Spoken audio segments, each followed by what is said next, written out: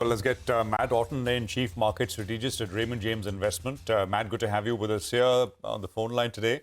The appointment of Keith Kellogg in the U.S. as Special Envoy to Ukraine, Russia, I mean, should we read that as a move forward by Trump in fulfilling his promise on ending that war? Hey, good morning, Prashant. Always good to join you, even if by phone this morning. And I think it's a reaffirmation of his commitment of the promises that he ran on during the election. So I think part of trying to resolve a number of these geopolitical conflicts is embodied in that. But I don't think it should be taken as we're just going to walk out and end the war. I think there's still going to be conflict. Trump still has to come into office. He still has to actually take the seat, get into the role. And so I think what it does highlight is that we're working to end potentially some of these geopolitical conflicts around the world, which is a good thing, I think, for overall stability.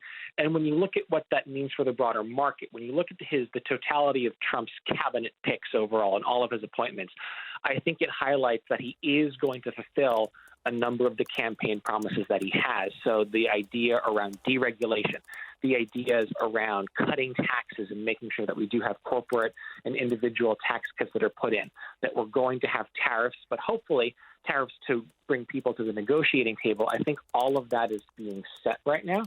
So I think that's generally positive for the cyclical trade that we've seen in the overall market. And so when I talk to clients, the main message is take all of this as trying to fill in some of those known unknowns we have out there about what his cabinet, what his administration might look like, and lean into some of those themes that have been working already, because I think they will continue to work going forward. And especially that idea of U.S. exceptionalism, I think that continues to play out. Matt, hi. Good to have you on the show today. So as we're getting to the end of the year, we here in India are just happy that foreigners aren't selling as much over here, right? Because we've had a ton of foreign selling hitting us over the last 2 months. So you're hoping December is going to be different. What's your sense and what's the chatter you hear around India now after this correction? Yeah, I think, Surabhi, I think there's, at least on my part, I've certainly been an India bull for a long time. And I get a positive reception from clients when I talk about India. And I actually think the Trump victory is beneficial to India, because when you look at how you might hedge your portfolio against tariff risk, how you might hedge your correlation into the S&P 500 or that idea of U.S. exceptionalism, how you might hedge it relative to friendshoring, nearshoring, India comes up. In every single one of those conversations, you have an economy that has very robust secular growth drivers that's just pulled back over 10% and looks to be stabilizing a little bit. Meanwhile, China, like we've talked about in the past, it's just been a perennial disappointment, and it's just continued to happen again and again. So I think foreign investors who left India to move to China have been burned a little bit. And I think as the Indian market starts to hopefully gain some more positive momentum into the end of the year, I would think FII buying is going to continue to pick up. I know I've been looking to add to positioning as we've seen some of these bounces in the market, because it's a great ballast to a U.S. portfolio. And India is still, I think, my biggest overweight from an international perspective. So Santa Claus could be coming to town very soon here in Mumbai, in India. I'd like to add some romance to that. It appears the FI fling with the Chinese are over, and now they're back to the true love, which is India. And as Matt has been saying, he's been the big bull on India as well. Every time we've spoken about, you've been telling us that India is the top bet. So that's good news, Matt, and hopefully the stars align as well, and we see high levels here in the Indian markets. But you've never stopped short of giving us, stocks that you like. I think the last time around you were speaking about some auto names you liked. You liked ICICI Bank, Invst.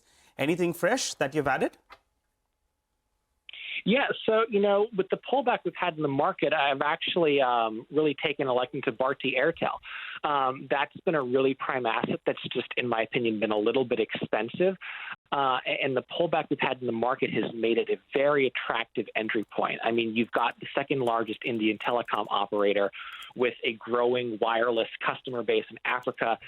You've seen revs continue to increase. Your average revenue per user growth is strong. Margin expansion is driving the growth forward with 2G to 4G upgrades. So I think you have a very good asset similar to like ICICI Bank being the prime asset in the financial space. I think Bharti Airtel to me is a prime asset in the telecom space that has a number of growth tailwinds with tariff hikes as well. So that's the name on the pullback that I've certainly been looking at and that I think looks attractive going forward. Matt, before we let you go, correct me if I'm wrong, but I think one of our earlier conversations a month or so back, I remember you saying that you like Adani Ports as well.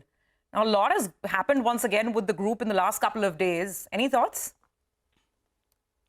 Yeah, it has. Obviously, I'm encouraged by the fact all of the news that came out of the U.S. Hasn't led to more FII selling. That was one worry that I had. I think Adani Ports needs to be looked at separately. It's a name I wouldn't be adding to positioning right now simply because there's still some hair on the story. But it's not one I would be selling at these lows because, again, it plays into the infrastructure theme.